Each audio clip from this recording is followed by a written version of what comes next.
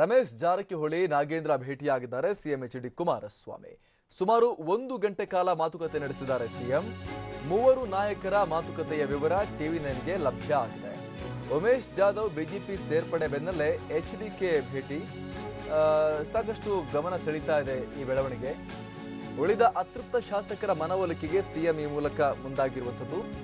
ರಮೇಶ್ ನಾಗೇಂದ್ರ ಕೂಡ ಬಿಜೆಪಿಗೆ ಸೇರ್ಪಡೆಯಾಗ್ತಾರೆ ಅನ್ನುವಂಥ ವದಂತಿಗಳ ನಡುವೆ ಇದು ಸಾಕಷ್ಟು ಮಹತ್ವ ಈಗ ಪಡ್ಕೊಂಡಿದೆ. ಸಿಎಂ ಕುಮಾರಸ್ವಾಮಿ ಭೇಟಿಯಾಗಿ ಚರ್ಚೆ ನಡೆಸಿದ್ದಾರೆ ಅತೃಪ್ತ ಶಾಸಕರೊಂದಿಗೆ. ಇಬ್ಬರು ಅತೃಪ್ತ ಶಾಸಕರೊಂದಿಗೆ ಸುದೀರ್ಘ ಮಾತುಕತೆ ನಡೆಸಿದ್ದಾರೆ. ಎಚ್.ಡಿ. ಕುಮಾರಸ್ವಾಮಿ ನಿಮಗೆ ಸಚಿವ ಸ್ಥಾನ ಕೊಡಿಸುವ ಜವಾಬ್ದಾರಿ ನಾನು ವಹಿಸುವೆ ಅಂತ ಮಾತು ಹೇಳಿದ್ದಾರೆ. ಎಲ್ಲಿಂದ ಕೊಡ್ತಾರೆ? ಯಾರನ್ನಾದ್ರೂ ರಾಜೀನಾಮೆ ಕೊಡಿಸ್ಬೇಕಷ್ಟೇ ಈಗ ಸಚಿವ ಸ್ಥಾನಕ್ಕೆ. ಹೀಗಾಗಿ ಹೇಗೆ ಕೊಡಿಸ್ತಾರೆ ಅನ್ನೋದು ಗೊತ್ತಿಲ್ಲ. ನನ್ನ ಮೇಲೆ ನಂಬಿಕೆ ಇಡಿ, ಕಾಂಗ್ರೆಸ್ ವರಿಷ್ಠರೊಂದಿಗೆ ನಾನೇ ಮಾತನಾಡ್ತೀನಿ, ಬೆಳಗಾವಿ ಬಳ್ಳಾರಿ ವಿಚಾರಗಳ ಬಗ್ಗೆ ನಾನೇ ಜವಾಬ್ದಾರಿ ವಹಿಸ್ತೀನಿ. ನಿಮಗೆ ಅನ್ಯಾಯ ಆಗಿದೆ ಅನ್ನೋದು ನನಗೂ ಕೂಡ ಗೊತ್ತಿದೆ. ನೀವು ಯಾವುದೇ ದುಡುಕಿನ ನಿರ್ಧಾರ ತೆಗೆದುಕೊಳ್ಳಬೇಡಿ. ನಿಮಗೆ ಆಗಿರುವ ಅನ್ಯಾಯ ಸರಿಪಡಿಸಲು ನಾನಿದ್ದೇನೆ ಅಂತ ನಾಗೇಂದ್ರ ಸಹೋದರರಿಗೆ ಉಪಚುನಾವಣೆಯಲ್ಲಿ ಟಿಕೆಟ್ ಸಿಗಲಿಲ್ಲ, ಸಚಿವ ಸ್ಥಾನವೂ ನೀಡಿಲ್ಲ. ಇದನ್ನು ಸರಿಪಡಿಸಿ ನ್ಯಾಯ ಒದಗಿಸ್ತೀನಿ ಅನ್ನುವಂಥ ಮಾತನ್ನ ಹೇಳಿದ್ದಾರೆ. ಈ ವೇಳೆ ರಮೇಶ್ ಜಾರಕಿಹೊಳಿ ಎಚ್.ಡಿ.ಕೆ ಜೊತೆ ಚರ್ಚೆ ನಡೆಸಿದ್ದಾರೆ. ನಾಗೇಂದ್ರಗೆ ತುಂಬಾ ಅನ್ಯಾಯವಾಗಿದೆ, ಇದನ್ನ ಸರಿಪಡಿಸಬೇಕು, ನಮ್ಮ ಮೇಲೆ ನಮಗೆ ವಿಶ್ವಾಸ ಇದೆ, ನಿಮ್ಮ ಮೇಲೆ ನಮಗೆ ವಿಶ್ವಾಸ ಇದೆ ಅಂತ ಹೇಳಿ ರಮೇಶ್ ಜಾರಕಿಹೊಳಿ ಹೇಳಿದ್ದಾರೆ.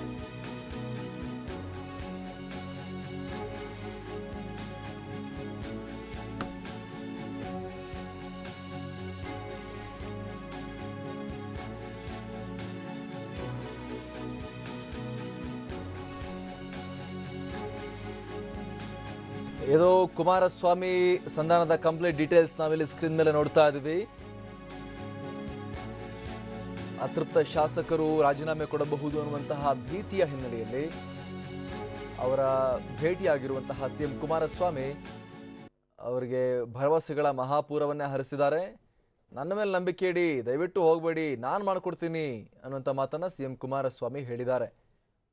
ಅತೃಪ್ತ ಶಾಸಕರಿಗೆ ನಿಮಗೆ ಅನ್ಯಾಯ ಆಗಿದೆ ಅಂತ ಗೊತ್ತು, ನಾನೇ ಕಾಂಗ್ರೆಸ್ ಹೈಕಮಾಂಡ್ನೊಂದಿಗೆ ಮಾತನಾಡ್ತೀನಿ, ನಿಮಗೆ ಮಂತ್ರಿಗಿರಿ ಕೊಡಿಸೋ ಜವಾಬ್ದಾರಿ ನಂದು, ಬೆಳಗಾವಿ ಬಳ್ಳಾರಿ ವಿಚಾರದಲ್ಲಿ ನಾನೇ ಉಸ್ತುವಾರಿ ವಹಿಸ್ತೀನಿ, ನಾನೆಲ್ಲ ನೋಡ್ಕೋತೀನಿ ನಿಮಗೆ ಚೆನ್ನಾಗಿ ಅನ್ನುವಂಥ ಒಂದು ಹೇಳಿಕೆಯನ್ನು ಕುಮಾರಸ್ವಾಮಿ ನೀಡಿದ್ದಾರೆ.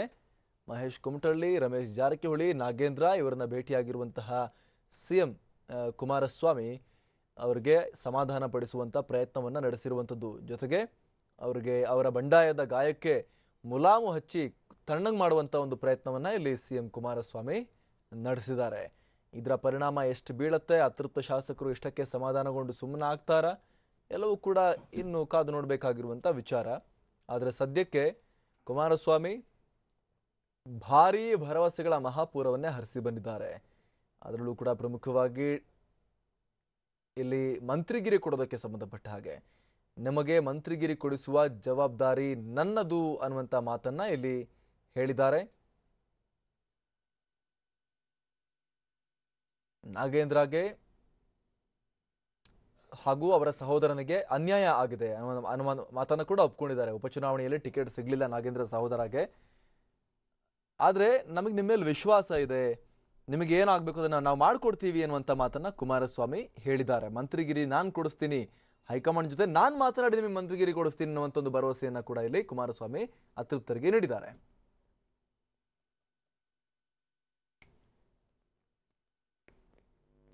ಮುಖ್ಯಮಂತ್ರಿ ಅವ್ರ ಸಂಬಂಧ ಈಗಿಂದಲ್ಲ, ಮೊದಲಿಂದ ನಮ್ಮ ಮುಖ್ಯಮಂತ್ರಿ ಸಂಬಂಧ. ನಾವು 94ರಲ್ಲಿ ದೇವೇಗೌಡನ ನಮ್ಮ MLA ಅದು 99ರಲ್ಲಿ ನಾನು 94ರಲ್ಲಿ ದೇವೇಗೌಡ ಕರೆದ ಮಂತ್ರಿ MLA ಮಾಡಿ ಮಂತ್ರಿ ಮಾಡಿದ. ಅವಾಗ 94ರಲ್ಲಿ ದೇವೇಗೌಡ ಹೇಳಿದರು.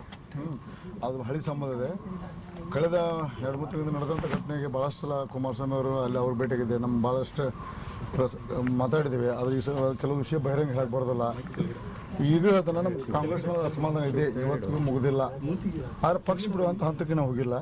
ಕೆಲವೊಂದು ವಿಷಯ ಸಮಸ್ಯೆ ಇದ್ದು ಅದು ನಮ್ಮ ನಡೆದಿದೆ.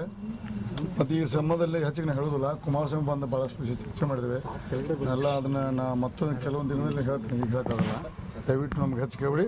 ಈ ಸದ್ಯ ತಾತ್ಕಾಲಿಕ ನಾವು ಮುಗಿದಿದೆ, ಮುಂದೆ ನೋಡೋಣ ಏನು ದೇವರ ಅಸಮಾಧಾನ ಇದೆ. ಕಾಂಗ್ರೆಸ್ ಮೇಲೆ ಅಸಮಾಧಾನ, ಮುಖ್ಯಮಂತ್ರಿ ಅಸಮಾಧಾನ ಇಲ್ಲ. ನಮ್ಮದು ಕಾಂಗ್ರೆಸ್ಸಿನ ಮೇಲೆ ಅಸಮಾಧಾನ ಇದೆ, ಕಾಂಗ್ರೆಸ್ ಆಗುವಂಥ ಘಟನೆ ಬಗ್ಗೆ ಅಸಮಾಧಾನ ಇದೆ. ಅದನ್ನು ಹೈಕಮಾಂಡ್ ತಿಳಿಸಿದ್ದೇವೆ. ಹೈಕಮಾಂಡಲ್ಲಿ ನಾನು ಇನ್ನೂ ಮಾತಾಡಿಲ್ಲ. ನೋಡಿ ಯಾವ ಟೈಮ್ ಸಿಗ ಮಾತಾಡ್ತೀನಿ.